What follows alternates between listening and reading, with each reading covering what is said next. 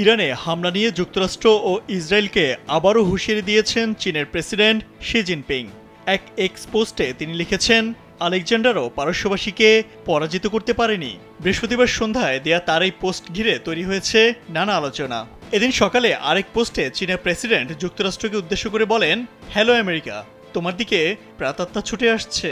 আমেরিকাকে ইতিহাস থেকে শিক্ষা নেওয়ার পরামর্শ দিয়ে তিনি বলেন, ৫,০০০ বছরের ইতিহাস আমাদের শিখিয়েছে যা আমেরিকা শিখতে অস্বীকার করে। তাদের মনে রাখা দরকার, সাম্রাজ্য শত্রুর কারণে পতন হয় না, তারা তাদের যুদ্ধযন্ত্রের অতৃপ্ত ক্ষুধার নিচে ভেঙে পড়ে।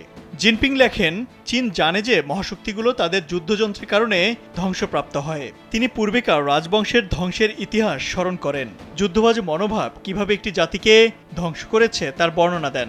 যুক্তরাষ্ট্রকে উদ্দেশ্য করে চীনের প্রেসিডেন্ট লিখেন, ৭৫০টি সামরিক ঘাঁটি দিয়ে বিশ্বকে ঘিরে রাখা এবং প্রতি বছর প্রায় $1 ট্রিলিয়ন ধোঁয়ায় উড়ে যাওয়ার সঙ্গে কি ইতিমধ্যে আপনার প্যারেডে সেই প্রাতাত্মার পদধ্বনি শুনতে পাচ্ছেন?